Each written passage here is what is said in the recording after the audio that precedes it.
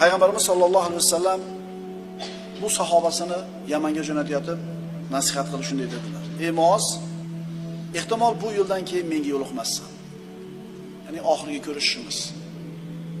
Rasulullohni o'zini jonidan ham ortiq yaxshi ko'rgan Muoz ibn Jabalga va Rasululloh o'zi ham Muoz ibn Jabalni yaxshi ko'rgan. Mana shu sahobasiga aytayaptilarki, Rasululloh, ehtimol keyingi yil kelsang meni topmassan bu yerda. Ehtimol keyingi yil kelsang meni masjidim oldidan va meni qabrim oldidan o'tarsan. Muoz ibn Jabal Rasulullohni oxirgi marta ko'rayotganligini anglab yig'ladi. Chunki yaxshi ko'rgan payg'ambarini oxirgi marta ko'ryapti. "Ya Rasululloh, qolaver, yoningizda jo'natmay qo'yavering, siz oxirgi marta ko'rayotganmi?" Yo'q.